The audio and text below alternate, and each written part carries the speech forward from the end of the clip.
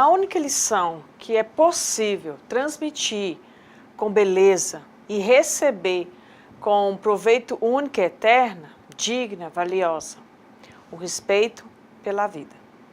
Esta frase visionária da professora, jornalista e poeta Cecília Meirelles, escrita em sua página de educação no Diário de Notícias do Rio de Janeiro, resume a proposta dessa disciplina. Agora, em pleno século XXI, já percebemos no cotidiano a urgente necessidade de transformações que resgatem o respeito pela vida, com justiça ambiental, equidade, diversidade, sustentabilidade e beleza. Começamos aqui a nossa disciplina de prática 4, Educação, Trabalho e Sustentabilidade. Com vocês, acadêmicos, cursistas, mais que especiais do curso de licenciatura em Pedagogia do Instituto Federal do Norte de Minas Gerais, via Universidade Aberta do Brasil. Eu sou a professora Clarissa Batista Amaral dos Santos, sou graduada em Pedagogia e especialista em Psicopedagogia Clínica e Institucional, Supervisão e Coordenação Pedagógica, e com uma grande motivação e feliz por essa experiência, e buscarei contribuir com mais um processo de inclusão social através da escola. Este componente curricular tem como objetivo apresentar as questões que envolvem a sustentabilidade de forma que subsidiem ações educativas ambientais de vocês, futuros professores e professoras. Assim, a aula foram divididas em 4 unidades, em que são apresentados conteúdos relacionados à crise ambiental, à sustentabilidade, à educação ambiental e à economia solidária. Mas calma, no decorrer da nossa aula eu vou explicar tudo passo a passo para vocês, tá bom? E ao final de cada unidade, preste bem atenção, foram disponibilizadas outras fontes de informações para aqueles que desejam aprofundar os estudos sobre essas temáticas. Nessa primeira aula, dedicamos a apresentar um panorama sobre a crise ambiental e a discutir suas causas e consequências, principalmente as que estão relacionadas com o atual modelo econômico dominante. Também dedica-se a refletir sobre o processo de desenvolvimento das sociedades para compreender o atual quadro da crise planetária, a apontar os setores da sociedade que sofrem com a crise ambiental e os que contribuem para o quadro de degradação em que o planeta se encontra, de forma a aprofundar o entendimento da crise e orientar o seu enfrentamento.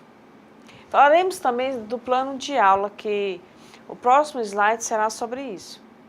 E lembrando que, para que tenhamos um bom resultado, solicitamos também de vocês disposição necessária para a leitura atenta e cuidadosa dos textos do caderno.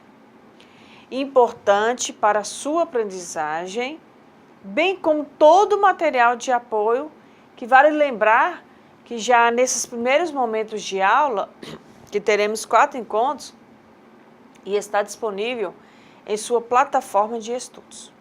Além do caderno didático, outras ferramentas de apoio ao nosso componentes, tais como links, apostilas, vídeos, e esse material servirá de apoio para as atividades práticas e avaliações sucessivamente no decorrer da nossa aula. Então, deixo claro que temos que fazer a leitura atenciosa e minuciosa desses para que tenhamos êxitos em nossa jornada. E os conteúdos são densos, são muitas informações, mas é essencial o interesse e pode nos levar a descobertas significativas para a nossa vida. Peço que em nossas aulas vocês estejam munidos de papel e caneta, para quando surgir alguma dúvida, vocês anotem e depois postem no nosso fórum Tira Dúvidas, ou mesmo nos nossos encontros semanais nos fóruns, que lá estarei presente na data e horário informado previamente.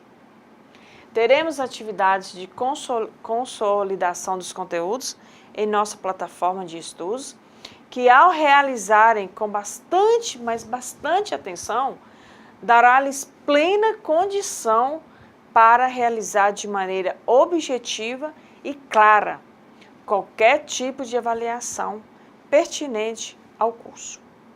Então, vamos começar? Este é o ponto de partida dessa unidade, o mundo em crise.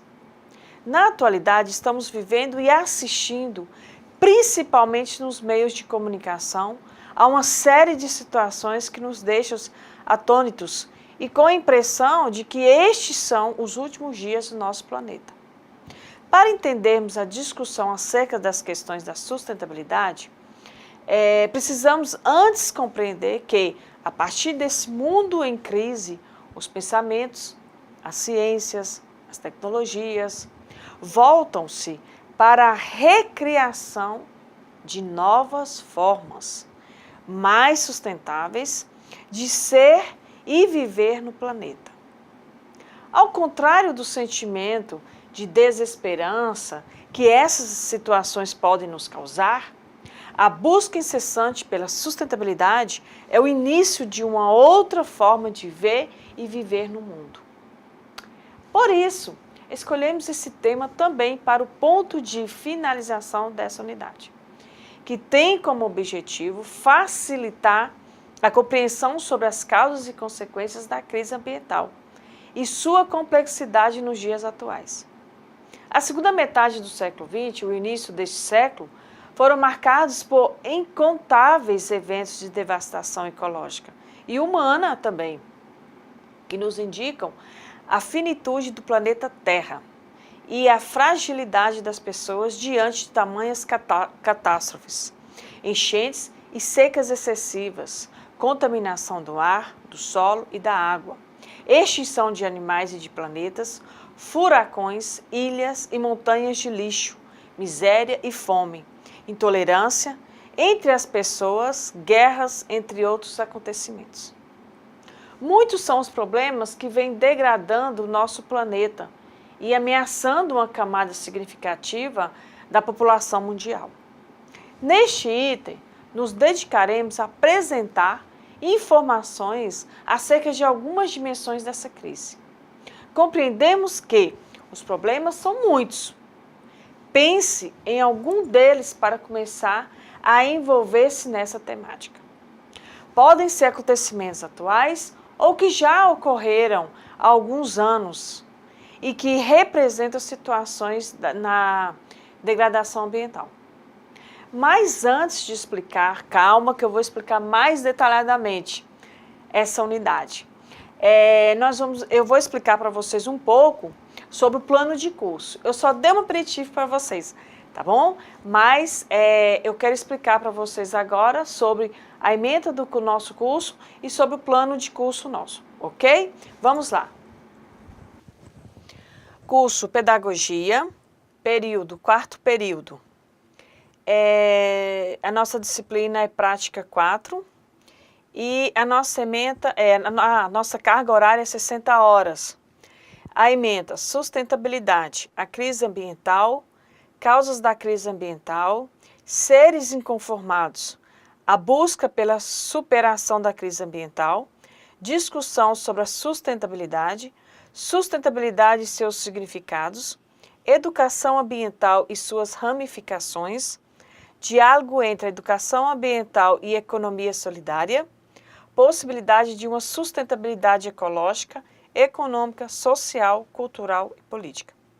O nosso objetivo geral será contribuir para a ampliação dos seus conhecimentos, partindo de reflexões sobre os temas apresentados, bem como promover um debate sobre a necessidade e importância do estudo da sustentabilidade de forma que subsidiem ações educativas ambientais dos futuros professores e professoras.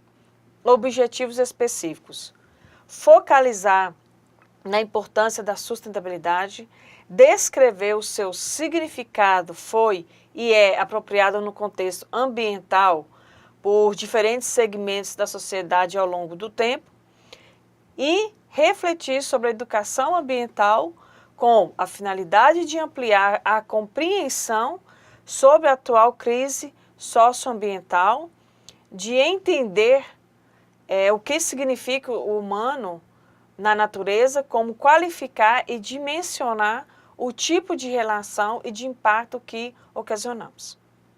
Agora, o nosso conteúdo programático, unidade 1. A crise ambiental e a sustentabilidade como possibilidade de superação. Primeiras palavras: problematizando o tema, um planeta em crise, as causas da crise ambiental, seres inconformados, a busca pela superação da crise ambiental. Já na unidade 2, é um futuro viável para a natureza e a sociedade, discussão sobre a sustentabilidade, primeiras palavras, problematizando o tema, sustentabilidade e seus significados, o contexto que dá significado à sustentabilidade, os discursos da sustentabilidade. Unidade 3, primeiras palavras, problematizando o tema, o ponto de vista é apenas a vista de um ponto, educação ambiental e suas ramificações, um pouco de história, educação ambiental e sua trajetória. E por último, a unidade 4, diálogo entre educação ambiental e economia solidária, possibilidade de uma sustentabilidade ecológica, econômica, social, cultural e política. Primeiras palavras, problematizando o tema, refletindo o significado de economia no contexto socioeconômico dominante. Solidariedade, do que se trata? Afinal, o que é economia solidária? Vamos conhecer um pouco dessa história? Quem são os atores da economia solidária? Princípios que norteiam o movimento de economia solidária? E, por último, economia solidária e educação ambiental, um diálogo possível. Metodologia. A disciplina dar-se-á de forma dialogada com atividades à distância e presenciais. As atividades à distância serão realizadas no ambiente virtual de aprendizagem. As atividades incluirão leitura no caderno didático, leitura de textos disponibilizados, participação no fórum de discussão, participação nos chats, envio de atividades no ambiente virtual de aprendizagem, atividade colaborativa e atividades individuais. Os recursos didáticos: caderno didático, computador conectado à internet. Avaliação: aspectos a serem avaliados: domínio do conteúdo abordado na disciplina. Avaliação se dará pelo acompanhamento do desempenho dos alunos ao longo do período, considerando a participação no AVA, interesse, pontualidade na entrega das atividades propostas. Instrumentos de avaliação: serão distribuídos 100 pontos da seguinte forma, onde os mesmos serão executados através de atividade de aprendizagem, 10 pontos, avaliação online, 20 pontos, avaliações presenciais, 30 pontos, seminário ou atividades práticas, 20 pontos, participação no ambiente virtual, 10 pontos e autoavaliação, 10 pontos.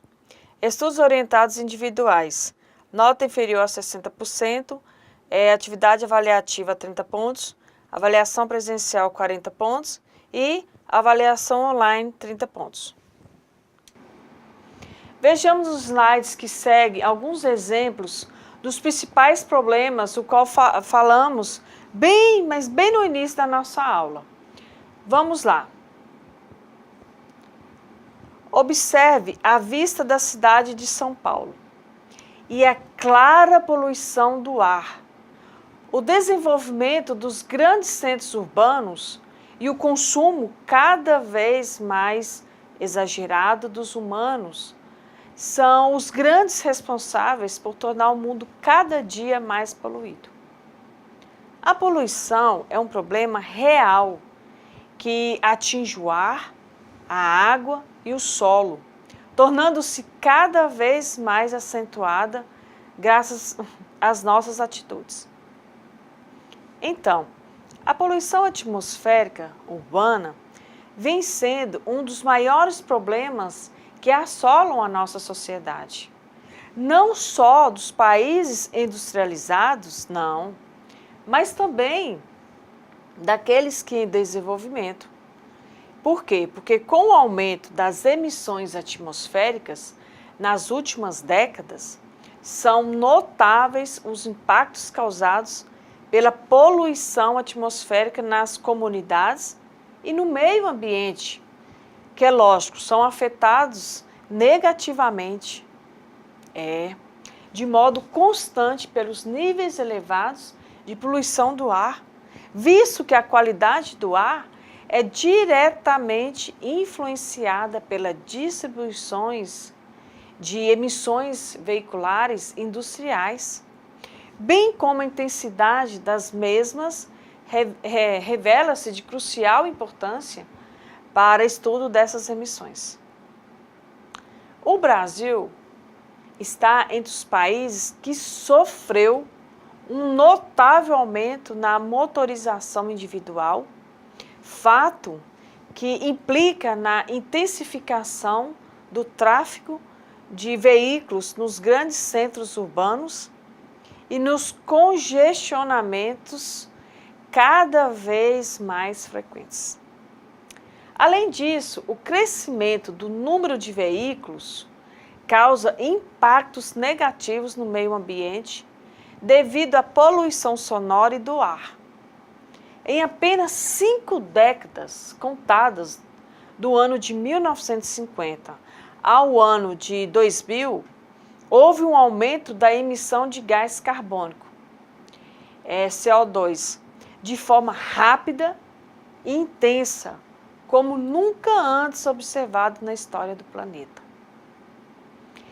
Mas o aumento desse gás, juntamente com outras substâncias gasosas, como os clorofluorcarbonos e os óxidos de nitrogênio, N2O, emitidos principalmente pelos automóveis, refrigeradores, aparelhos de ar-condicionado e por indústrias de diversas naturezas, tem gerado problemas locais, regionais e globais. Preste bem atenção no próximo slide que ilustrará essas composições do qual eu falei anteriormente. O relógio carbônico tem o objetivo de mostrar o incremento do CO2 na atmosfera a cada instante, apresentando em tempo real uma estimativa da concentração do gás na atmosfera. Para funcionar o relógio carbônico, utiliza os dados gerados pelo Laboratório de Monitoramento e Diagnóstico do Clima, localizado a 3.500 metros de altitude no Observatório de Mauna, no Havaí. O laboratório é considerado um dos mais confiáveis do mundo para esse tipo de avaliação, uma vez que ar coletado não sofre a influência de nenhuma fonte evidente de poluição industrial ou outra fonte natural de absorção de CO2, como uma floresta. Mas, além disso, o laboratório possui a maior série histórica de amostragens com dados coletados desde 1955. Os valores exibidos são uma projeção baseada nos últimos 2 meses e descartam as variações sazonais causadas por alterações na taxa de absorção do poluente por plantas e oceanos ao longo dos anos. O excesso de dióxido de carbono presente na atmosfera é resultado direto da queima de combustíveis fósseis especialmente pelo o setor industrial e de transporte. Além disso, reservatórios naturais de carbono também estão sendo afetados pela presença do homem. Infelizmente, mais uma vez, o homem destruindo tudo, né? O solo e os oceanos possuem gigantescas reservas de CO2 muito superiores à da atmosfera e alterações nesses sistemas que podem representar importantes fontes de transferência do gás para a atmosfera. Um estudo publicado pela revista britânica Nature, preste bem atenção nisso, gente, afirma que somente uma revolução no uso da energia poderá evitar uma catástrofe devido ao aquecimento global. Segundo esse estudo, mantendo o atual ritmo de emissão de carbono, a elevação da temperatura na Terra ultrapassará com facilidade a meta de 2 graus Celsius previstas para o final do século. A maior parte dos estudos atuais mostra que, se os esforços para se conter as emissões não forem ampliados, até o final do século, a concentração de dióxido de carbono na atmosfera atingirá 760 ppm, o dobro da atual. Algumas estimativas mostram que na metade do nosso século XXI, a concentração será de 500 ppm.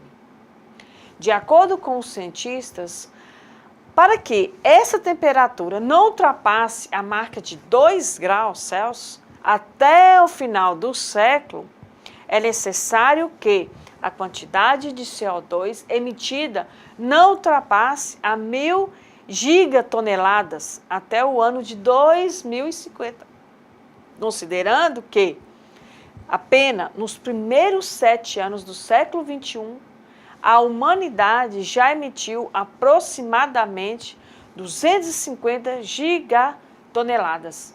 Estima-se que, até 2050, a quantidade emitida ficará em torno de 1.750 gigatoneladas, quase o dobro do limite. A poluição do ar pode, gente, afetar diretamente as pessoas cursistas, causando várias doenças, de brandas a severas. Mas qual doenças, professora? Calma, vou explicar para vocês. Podem causar irritação nos olhos e nas vias respiratórias, redução na capacidade pulmonar, diminuição no desempenho físico, redução da capacidade de atenção, dores de cabeça, alterações motoras, doenças no aparelho respiratório como asma, bronquite, danos ao sistema nervoso central e o câncer. Essas doenças causam uma sobrecarga nas unidades básicas de saúde e nos hospitais também, configurando-se um problema sério de saúde pública. Vejamos agora, nos slides, o próximo slide, algumas consequências para a saúde de forma mais detalhada. Os primeiros sintomas da poluição do ar no ser humano são ardor nos olhos, coceira no nariz e irritação na garganta. As partículas de poeira e dióxido de carbono presentes na poluição atmosférica podem também causar náuseas, vômitos e desmaios. A exposição prolongada à poluição pode trazer complicações mais graves, como doenças pulmonares e cardiovasculares, que podem levar à morte e enfraquecer o sistema nervoso.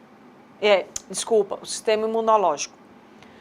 Confira as doenças mais comuns associadas à poluição do ar, como câncer do pulmão. A má qualidade do ar torna o ser humano mais suscetível ao câncer de pulmão, uma das doenças com maiores índices de mortalidade e também um dos tipos de câncer mais comuns em todo o mundo. A asma, crianças que crescem em locais muito afetados pela poluição do ar, apresentam mais dificuldades respiratórias, uma capacidade pulmonar inferior e tem uma maior probabilidade de vir a desenvolver uma asma.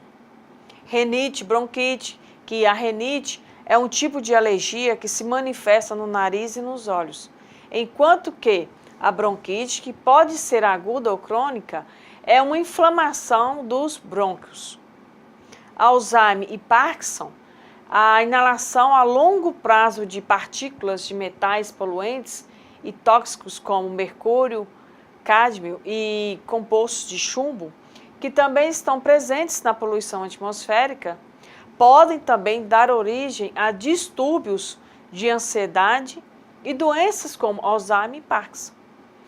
Doença pulmonar obstrutiva crônica, DPOC. Outras das consequências de viver em um ambiente poluído é o desenvolvimento da doença pulmonar obstrutiva crônica, caracterizada pela destruição de alvéolos pulmonares, inflamação e infecção do sistema respiratório, que se pode manifestar através de bronquite e pneumonia.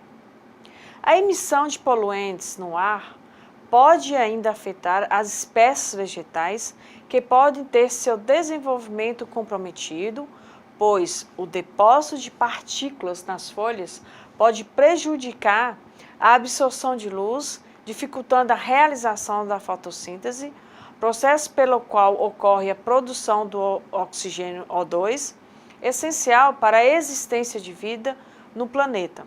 Além disso, a deposição de partículas causa inúmeros prejuízos financeiros, já que materiais como metais, mármores, borracha, tecidos e papel e corantes utilizados na construção civil e no vestuário, por exemplo, têm seu processo de desgaste acelerado. Caros cursistas, provavelmente você já deve ter ouvido falar em redução da camada de ozônio, chuva ácida e aquecimento global. Esses assuntos vêm sendo discutidos ao longo dos últimos anos, 20 anos, durante os quais assistimos a intensos debates acerca dessas questões que estão diretamente relacionadas com a emissão descontrolada de gases na atmosfera. Primeiramente, apresentamos o ozônio, um gás que se distribui nas várias camadas da atmosfera. Uma de suas funções para o planeta é filtrar a entrada de radiações ultravioletas do Sol. Esses raios em excesso geram nos seres humanos doenças de pele e nos vegetais comprometem o seu crescimento, pois os efeitos reduzem a taxa de CO2 consumida por eles. Isso causa um aumento da concentração desse gás na atmosfera, contribuindo indiretamente para o efeito estufa. A teoria mais aceita que explica a redução da camada de ozônio está relacionada ao aumento da emissão do cloro, C1, e do bromo, Br, na atmosfera. Substâncias presentes no CFCS, que, por falar em efeito estufa, vocês sabem que esse fenômeno está relacionado ao aquecimento global? Então, o efeito estufa é um fenômeno natural que ocorre graças à atmosfera. O calor proveniente do Sol e absorvido na superfície da Terra e não se dissipa facilmente para o espaço. Assim, o planeta não perde o calor de forma rápida, garantindo a manutenção da vida. No entanto, o aumento de emissão de gases como o CO2, o metano e o CFCS e o NO2 proporcionam maior absorção de calor na superfície terrestre, impedindo a sua dissipação natural. Mas isso gera um desequilíbrio no balanço térmico, resultando no aquecimento da atmosfera. Alguns efeitos vêm sendo percebidos e a cada ano com mais intensidade. Mas esse aumento da intensidade do efeito estufa, segundo algumas teorias, podem ter relação com, preste bem atenção agora à relação que teremos, o aumento do nível do mar, a alteração no suprimento de água doce, o maior número de ciclones, as tempestades de chuvas e neves mais fortes e mais frequentes, o forte e rápido ressecamento do solo. Ufa, isso tudo, né? Pra vocês prestarem bem atenção e não se esquecerem. Agora, vejamos na representação seguinte. O efeito estufa é a forma que a Terra tem para manter sua temperatura constante.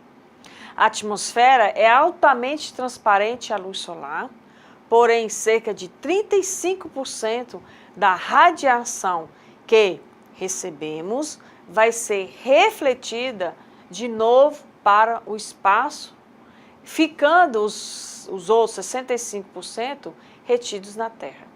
Isso deve-se principalmente ao efeito sobre os raios infravermelhos de gases como o dióxido de carbono, metano, óxido de azoto e ozônio, presentes na atmosfera, totalizando menos de 1% desta, que vão reter essa radiação na Terra, permitindo-nos assistir ao efeito calorífico dos mesmos. Nos últimos anos, a concentração de dióxido de carbono na atmosfera tem aumentado cerca de 0,4% anualmente. Esse aumento se deve à utilização de petróleo, gás e carvão e, é claro, a destruição das árvores tropicais, que essa destruição é pelos homens, né? E a concentração de outros gases que contribuem para o efeito estufa, tais como o metano e o clorofluorcarbonetos, também aumentaram rapidamente. O efeito conjunto de tais substâncias podem vir a causar um aumento da temperatura global, o aquecimento global, entre aspas, estimado entre 2 e 6 graus Celsius nos próximos 100 anos. O efeito estufa consiste basicamente na ação do dióxido de carbono e outros gases sobre os raios infravermelhos refletidos pela superfície da Terra, reinventando-os para ela, mantendo assim uma temperatura estável no planeta. Ao irradiarem a Terra, parte dos raios luminosos oriundos do Sol são absorvidos e transformados em calor, outros já são refletidos para o espaço, mas só parte desses chega a deixar a Terra, em consequência da ação refletora que os chamados, entre aspas, gases de efeito estufa, o dióxido de carbono, metano, clorofluorcarbonetos e o óxido de azoto, tem sobre tal radiação reenviando-a para a superfície terrestre na forma de raios infravermelhos. Além desses problemas, destacamos também a chuva ácida, que é o resultado da lavagem pela água da chuva de elementos ácidos que estão presentes na atmosfera e que se depositam nos rios, oceanos e no solo. Em grandes quantidades causam danos no ambiente. Assim diz Assunção e Malheiros em 2005. A presença de elementos ácidos na atmosfera deve-se principalmente pela emissão de gases provenientes de queima de combustível e de origem fóssil, como a gasolina. A chuva nos remete à água e nada pior que relacionar um elemento da natureza tão vital para a nossa existência com a degradação ambiental. Porém, esta e mais de uma das realidades da nossa contemporaneidade, a poluição da água. Para os seres humanos, ela ainda é tida como recurso natural essencial para a realização das mais variadas atividades, que são desde o consumo direto, a recreação, até a produção agropecuária e industrial. A complexidade das atividades humanas contribui para a degradação dos mananciais e com o adensamento das cidades. Inúmeros são os exemplos de rios que a cada ano têm sua vitalidade comprometida pelo despejo de toneladas de poluentes orgânicos e inorgânicos provenientes do esgoto doméstico e principalmente de efluentes que têm origem na produção agropecuária industrial. Se a poluição das águas apresenta-se como um problema que coloca em risco toda a humanidade, a sua distribuição inadequada, essa atinge uma parcela muito grande da população mundial. E por isso é importante que indiquemos este como sendo também um problema ambiental. Segundo o relatório natural de acompanhamento para a elaboração de objetivos para o desenvolvimento, realizado pela Organização das Nações Unidas, a ONU, o Brasil concentra 13,7%, preste bem atenção, cursistas, da água docente superficial do mundo. Contudo, uma parcela da população brasileira ainda não tem acesso ao serviço de abastecimento de água em razão da distribuição assimétrica dos recursos hídricos entre as diferentes regiões do país, dos padrões de qualidades da água inadequados, além do seu uso irracional. Fecha aspas. Ainda segundo esse relatório, apenas 1/3 do esgoto coletado no Brasil recebe tratamento. E o mais grave é que cerca de 50% da população urbana de todo o país sequer tem seu esgoto coletado. A falta de coleta e tratamento de esgoto aumenta as chances de as pessoas estarem mais próximas de agentes patogênicos, tais como vermes, vírus, bactérias, entre outros micro-organismos causadores de doenças. Para pessoas que vivem próximas a localidades nessa situação, a vulnerabilidade aumenta e elas se tornam cada vez mais suscetíveis a contrair doenças causadas pela contaminação da água. Aqueles que mais sofrem com a falta de água de qualidade para uso nas atividades cotidianas, algumas vitais para a saúde e sobrevivência, são os que já estão privados de muitos recursos.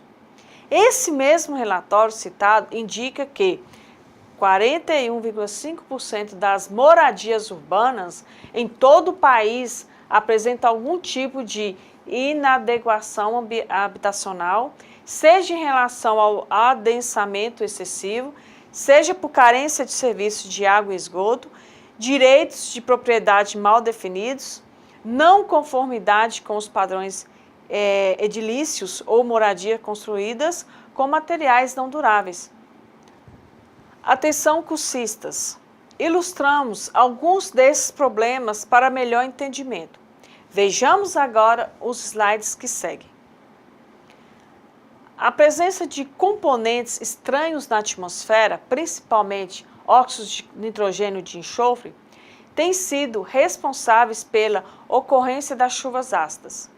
Na atmosfera, essas substâncias reagem quimicamente e produzem os ácidos sulfúrico e nítrico. Esses gases, ao atingirem a Terra, sob a forma de precipitações, altera também a composição química do solo e das águas, prejudicando as formações florestais e as lavouras. Além disso, a ação corrosiva dos ácidos sulfúrico e nítrico atinge fortemente as estruturas metálicas, as edificações, além de provocar sérios problemas à saúde da população. Para que a chuva seja considerada ácida, é, portanto, prejudicial ao ambiente o valor do seu pH. Deve ser inferior a 5,6. Então, a água corrói, primeiro, o dióxido de enxofre, que é resultante da queima de carvão nas usinas termoelétricas, e os óxidos de nitrogênio provenientes de motores de carro, caminhões e ônibus que entram na atmosfera. Esses compostos são transportados, segundo, pelo ar, onde passam por mudanças químicas. Eles voltam à superfície sob formas microscópicas partículas de poeira ácida ou misturados a unidades das nuvens como chuva ácida. Terceiro, o material ácido concentrado na água mata os organismos vivos ou inibe sua capacidade de reprodução, alterando ecossistemas. 4. Os ácidos corroem encanamentos velhos e poluem reservatórios de água potável. 5. Chuva ácida provoca a corrosão em edifícios e monumentos. E as regiões do mundo onde há chuva ácida são Canadá, Reino Unido, Suécia, Alemanha, Polônia, Japão, China, Índia, África do Sul, Grécia, Suíça, Brasil e Estados Unidos. Vejamos o seguinte slide. Qualquer pessoa com noções básicas de recursos hídricos sabe que tão importante quanto ter água em quantidade é ter água em qualidade. Apesar disso, em pleno século XXI, o Brasil ainda deixa de coletar e tratar mais da metade dos esgotos que gera. Na ponta do lápis, apenas 48,6% dos brasileiros têm acesso à rede coletora de esgoto, enquanto somente 39% do total de efluentes gerados em todo o país recebe tratamento.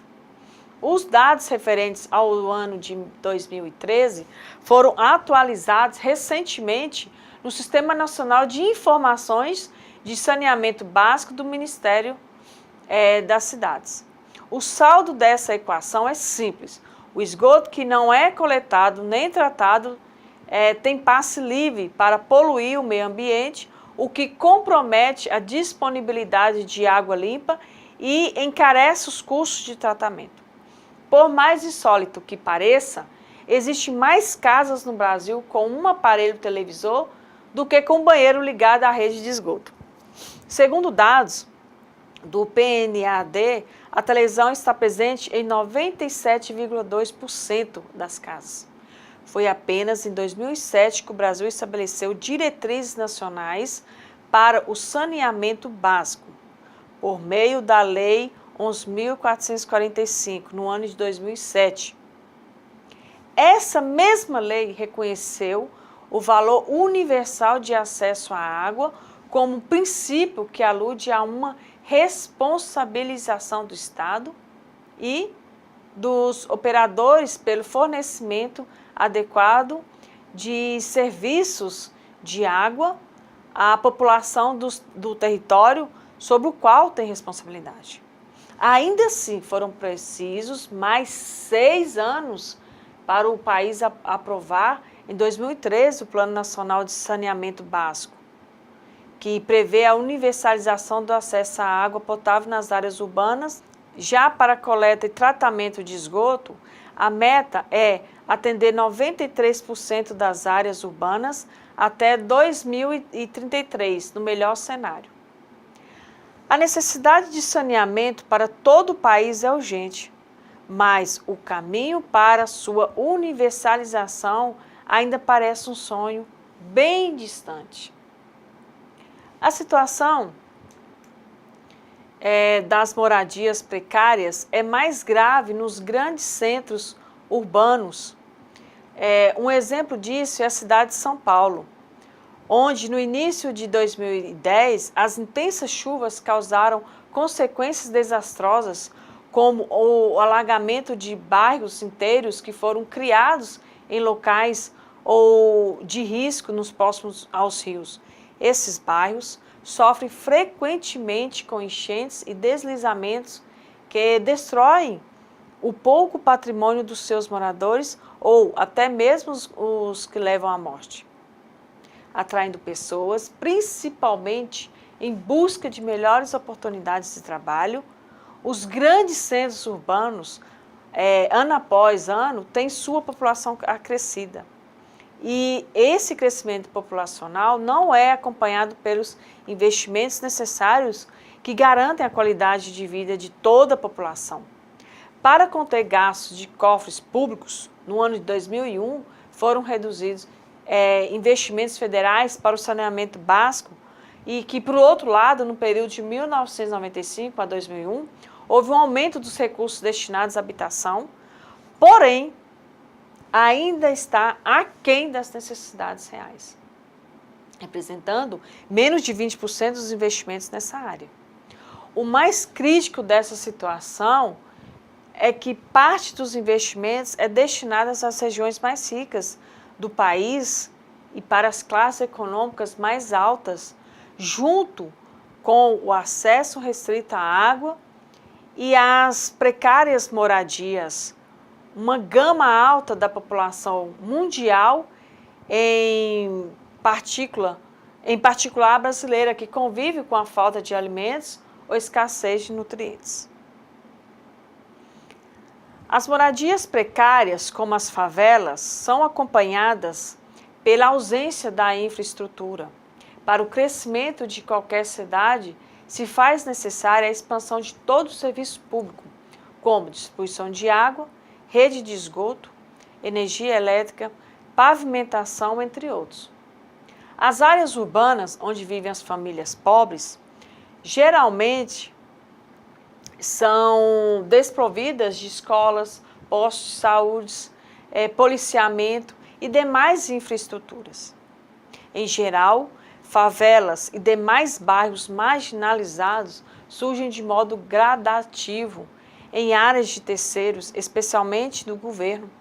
Segundo o IBGE, que é o Instituto Brasileiro de Geografia e Estatística, os 8 municípios detentores do maior número de favelas são São Paulo, com 612, Rio de Janeiro, com 513, Fortaleza, com 157, Guarulhos, 136, Curitiba, 122, Campinas, 117, Belo Horizonte, 101 e Osasco, 101. No início do século XX, existiam no Rio de Janeiro e posteriormente em São Paulo os cortiços, habitações que abrigavam várias pessoas, os quais eram constituídos por muitos cômodos alugados. Os cortiços eram velhas mansões que se localizam próximos aos centros da cidade. Hoje, a alternativa de moradia para as pessoas carentes é a ocupação de terrenos periféricos de grandes cidades, onde o valor é baixo. Isso é provocado pelo fato dos moradores possuírem pequeno poder aquisitivo. Desse modo, não podem pagar um aluguel em um bairro estruturado e muito menos adquirir uma casa ou apartamento nele.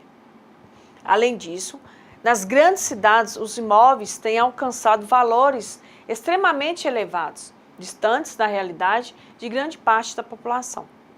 Naturalmente, a configuração das grandes cidades brasileiras é excludente, tendo em vista que marginaliza um grupo social desfavorecido, enquanto em algumas periferias formam-se bairros dotados de luxo, os condomínios fechados que se constituem como verdadeiros guetos. Resultado de uma nação capitalista, Consideramos que tem fome ou são desnutridas aquelas pessoas que não têm acesso regular e permanente a alimentos. Se essa alimentação for de baixa qualidade e de qualidade, não garantida a saúde, não garantida a respeito à diversidade cultural e à produção e consumo, não for econômica e ambientalmente sustentável, não podemos afirmar que existe o direito à segurança alimentar e nutricional.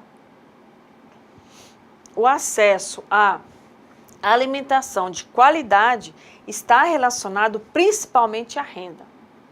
Em 2004, preste bem atenção, cerca de 30% da população brasileira vivia em condição de pobreza, o que significa viver com R$1 por dia, e 11,3% vivia em situação de indigência, ou seja, abaixo da linha de pobreza em relação aos ganhos diários. Maluf enfatiza que a maior parte dos ganhos das famílias de baixa renda é destinada à obtenção de alimentos. O fato de estarem nessa condição econômica indica que os indivíduos que as compõem sofrem as mazelas da fome ou mesmo da desnutrição. O autor atenta para a questão de que, nos últimos anos, muitas famílias tiveram uma pequena ascensão econômica e, com isso, o aumento de recursos para a aquisição de alimentos. Porém, os alimentos são de baixa qualidade, saciam a fome, mas não a necessidades nutricionais. E esse fato pode ser indicado pela qualidade de pessoas que sofrem com obesidade, principalmente adolescentes. Por fim, outro exemplo que pode ilustrar o quadro de degradação ambiental é o desmatamento, que não podemos esquecer desse fator. Ele causa a perda de cobertura vegetal e gera, gente, presta bem atenção, diretamente a perda da biodiversidade de espécies, animais e vegetais, e indiretamente danos ao ambiente, como aumento da temperatura, enchentes, escassez de recursos naturais importantes para a economia e etc. Acompanhe o slide que se segue. O desmatamento na Amazônia cresceu 29% entre agosto de 2015 e julho de 2016, a maior parte dos últimos 7 anos. Foram perdidas 7.989 quilômetros de cobertura florestal. É o segundo ano consecutivo em que a taxa cresce. A estimativa é do projeto de monitoramento do desmatamento na Amazônia Legal por satélite, PRODES, do Instituto Nacional de Pesquisas Espaciais. Segundo o relatório, a Amazônia perdeu 15% de sua área original devido a processos de assentamento, de colonização, de expansão da fronteira e de atividades agropecuárias. A Mata Atlântica, onde vive cerca de 70% da população brasileira, se concentram as maiores cidades e os grandes polos industriais do país, fecha aspas. Teve sua área original reduzida para menos de 8%. O que mais impressionou foi o enorme aumento no desmatamento no último período. Tivemos um retrocesso muito grande, com índices comparáveis aos de 2005, né? No período de 2005 a 2008, a destruição foi de 102.938. Ou seja, média anual de 34.317. Na tentativa de preservar o que resultou dessa riqueza, foram criadas diversas unidades de conservação, áreas de preservação previstas em lei, totalizando 860 unidades. A maior delas, com 315 mil hectares, é o Parque Estadual da Serra do Mar. Com o mesmo intuito, foi aprovada a Lei da Mata Atlântica, Lei número 285/99, e em 2006, que acaba com as controvérsias acerca de sua extensão e características principais, além de definir medidas de preservação. Esses dados nos fornecem um elemento razoável para reflexão a respeito da gravidade da atual crise ambiental. Completamos essa afirmação dizendo que todos esses dados apresentados exemplificam os problemas que estamos vivendo a cada ano com mais intensidade e fornecem informações suficientes para compreendermos que a própria existência humana é a forma como nos organizamos e nos relacionamos com a natureza, que são as causas dessa crise planetária. Mas quais são as causas da crise ambiental? A existência de vida no planeta, entre tantos fatores, se dá graças à interação dos seres vivos entre si e com os bens naturais que estão à sua volta, como o ar e a água, por exemplo. Todos os seres humanos, em especial a espécie humana, transformam os ambientes. Contudo, somos seres diferenciados e a capacidade de entendermos os fenômenos naturais proporcionou a criação de meios para dominar as mais variadas formas de vida, bem como os fatores que a sustentam no planeta. Assim, construir, trabalhar, modificar são ações que fazem parte da história de desenvolvimento da sociedade humana, que tem a natureza como fonte de inspiração e de matéria-prima, e da qual depende sua sobrevivência.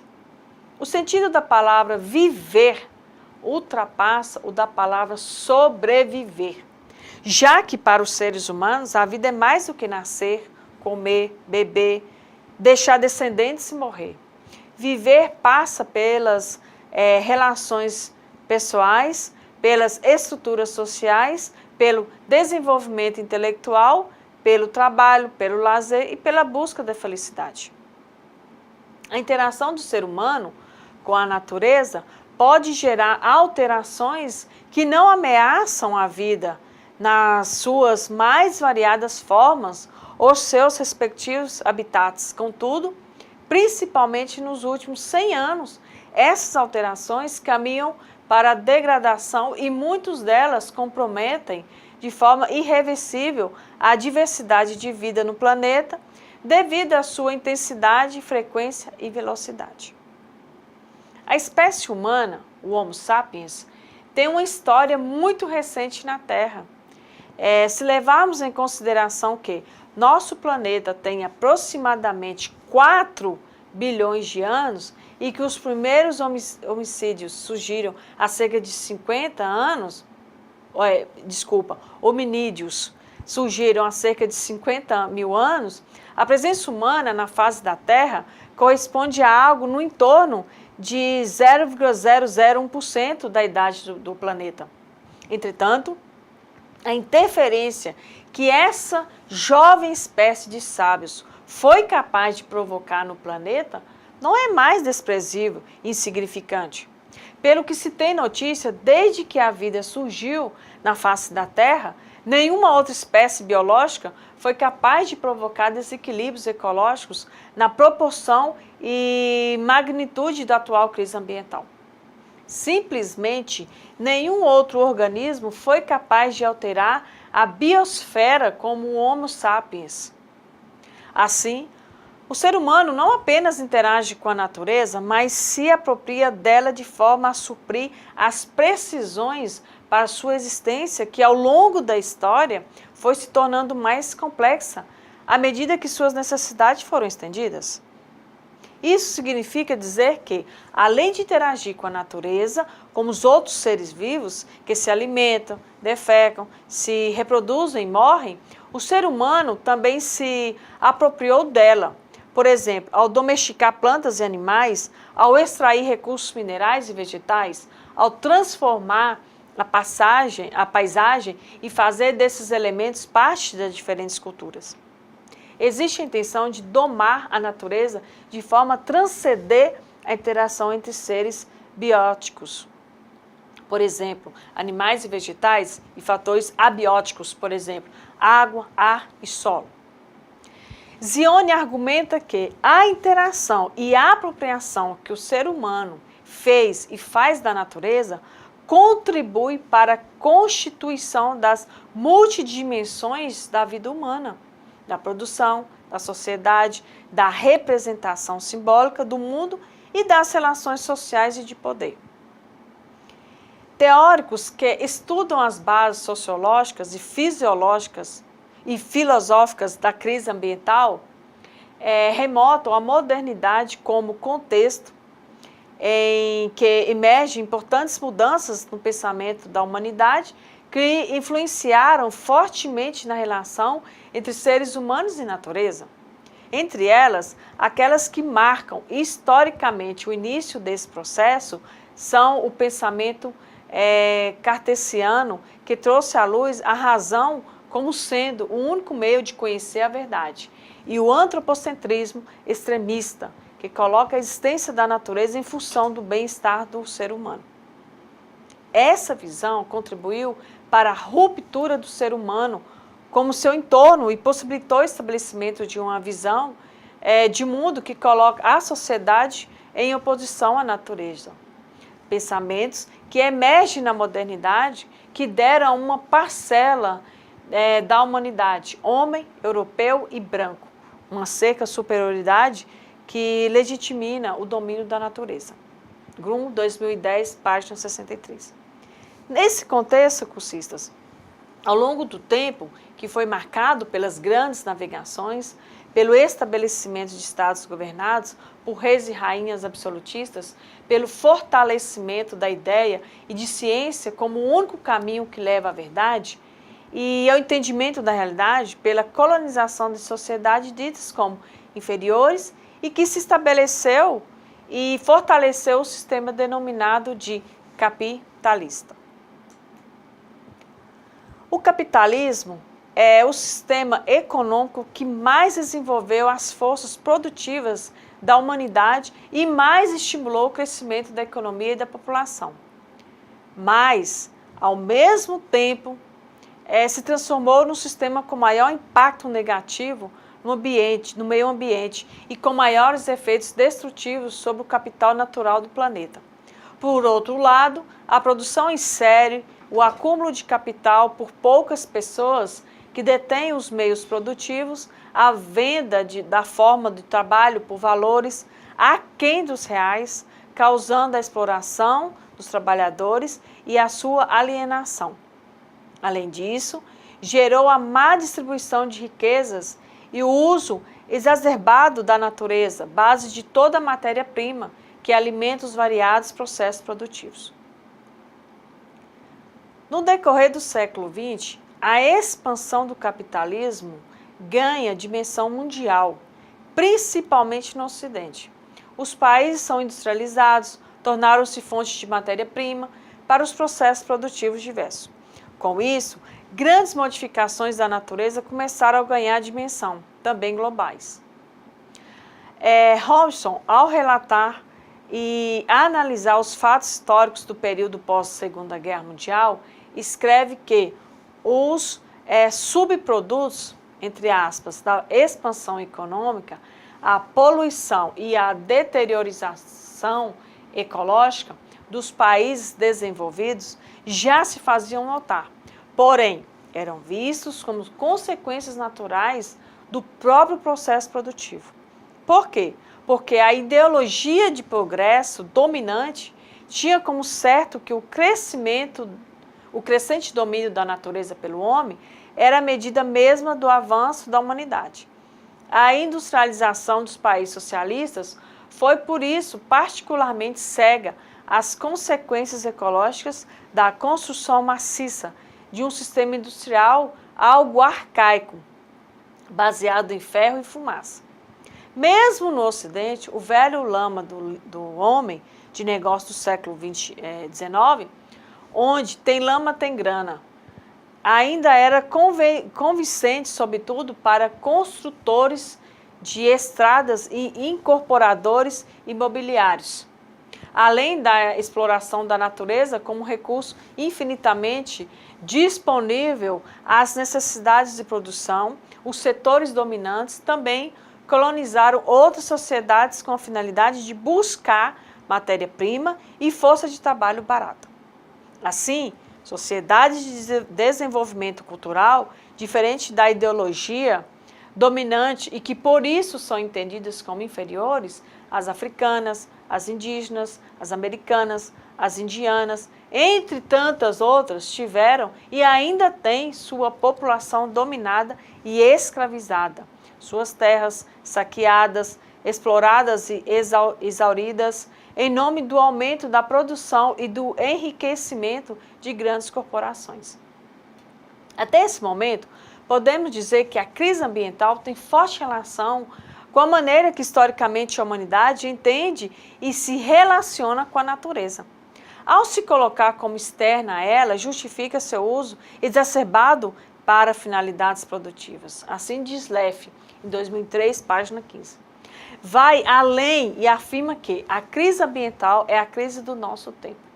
Para ele, o fato de vivenciarmos grandes problemas ecológicos nos faz questionar o conhecimento do mundo e também nos faz pensar em mudar o significado e a orientação da história, já que estamos vivendo o limite do crescimento econômico e populacional, limite dos desequilíbrios ecológicos e das capacidades de sustentação da vida, limite da pobreza e da desigualdade social.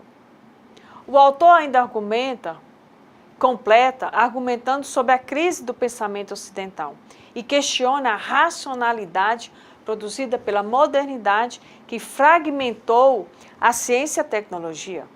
Concordamos que essa visão precisa ser superada e se a humanidade pretende transformar a realidade, o fato de vermos os problemas ambientais não significa que estamos vivenciando-os diretamente. Quem vivencia primeiramente tais problemas são aqueles que estão à margem da sociedade, pessoas mais vulneráveis que não possuem direitos como moradia, saúde e educação garantidos. Essas dificuldades nos levam a refletir sobre as origens desses problemas e quem são os responsáveis por eles. Não é nossa intenção demonizar a modernidade acusando-a de causadora das mazelas do nosso planeta. Sabemos que, nesse momento histórico, que os problemas ambientais foram agravados. No entanto, é também na modernidade que surgem utopias que vão de encontro a pensamentos ideológicos, procurando pensar coletivamente valores, ideias e símbolos de uma realidade que virá a ser mais democrática, mais solidária, mais respeitosa com as pessoas e com a natureza. Nesse contexto, ao discutirmos a crise ambiental, devemos compreender que na base de qualquer ação está o pensamento humano, que subsidia o desenvolvimento das sociedades, tal como a conhecemos, os saberes hegemônicos e o conhecimento científico, tanto da natureza, tanto da sociedade quanto da natureza. Tampouco aqui defendemos que os seres humanos destroem a natureza de forma perversa. A capacidade de produzir cultura, o que nos diferenciou dos outros seres vivos, que faz pensar sobre a essência humana. Com relação à natureza, existe um pensamento dicotômico, ou vivenciamos uma total conexão ou deslocamos dela, de forma a superar essa conectividade. Ou ficamos submetidos às suas leis, ou então criamos as nossas próprias substituição e nos vemos livres das amarras que nos condenam a permanecer no reino biológico. Ou nos comportamentos passivamente, obedecendo às leis da natureza, ou nos comportamentos ativamente, subvertendo a ordem natural. Ou mantemos a natureza sacralizada, provocada por divindades que impedem a sua profanação, ou a desacralização para podermos profaná-la e explorá-la em nosso benefício. Ou mantemos uma organicidade com a natureza, ou nos separamos dela. Isso nos ajuda a pensar que nem todo mundo se relaciona com o ambiente da mesma maneira. Nem todos nós o degradamos. Ao contrário, muitos de nós temos, inclusive, uma relação bastante harmônica e respeitosa com ele. E embora muitas vezes estejamos distantes da natureza, também somos seres naturais em essência. Assim, refletimos que nem toda a humanidade é responsável pela crise na qual nosso planeta se encontra. Mas uma das sociedades humanas, aqueles que têm interesses, principalmente econômicos, olham e usam a natureza como mercadoria. A veem como algo a ser dominado, domesticado. Assim diz Carvalho em 2004. Por outro lado, existe aqueles que têm a natureza como fonte de sua sobrevivência, inspiração e felicidade. E por isso, a veem como algo que precisa ser preservado, cuidado. Vimos nessa unidade um panorama sobre a crise ambiental e discutimos suas causas e consequências, que estão relacionadas principalmente com o atual modelo econômico dominante, e entendemos que esse panorama é uma forma de introduzi-lo no debate de sustentabilidade. Pretendemos com isso contextualizar a atual crise ambiental, que posteriormente consigamos compreender melhor o porquê a educação deve também se preocupar com as questões da sustentabilidade. Então, procuramos também refletir sobre o processo de desenvolvimento das sociedades atuais, ajudando a vocês, cursistas, a compreender o atual quadro da crise planetária. Por fim, outra intenção foi apontar que existem setores da sociedade que sofrem mais com a crise ambiental, enquanto outros contribuem para o quadro de degradação. Essa discussão, cursista, é muito importante porque aprofunda o entendimento da crise e orienta o seu enfrentamento. Agora é a sua vez. Com base em nossa aula 1, na qual iremos aprofundar nossos conhecimentos, veja o questionamento no slide que segue e faça sua reflexão com seus colegas, apresentando ao tutor presencial as considerações. Logo após iremos ao feedback, ok? Leia a afirmação a seguinte: os problemas ambientais atuais devem ser trabalhados considerando a vivência do aluno e acreditando na possibilidade de a escola proporcionar a inter-relação, ou seja, em que o professor deve orientar reflexões críticas que sejam direcionadas ao desenvolvimento de atividades em que o aluno consiga transformar-se e transformar-se o mundo. Se você fosse preparar uma aula sobre os problemas ambientais com crianças do Fundamental 1, primeiro ao quinto ano, como você possibilitaria a vivência do aluno no espaço escolar? Então, cursistas, imagino que as respostas devem partir ao princípio que o professor deve primeiro partir das experiências trazidas pelos alunos. Ele poderá elaborar um questionário para que os alunos possam respondê-lo, contendo perguntas sobre o que se sabe sobre aquele assunto, por meio da vivência e dos conhecimentos prévios dos alunos sobre o assunto. O professor planeja e desenvolve as suas atividades significativas.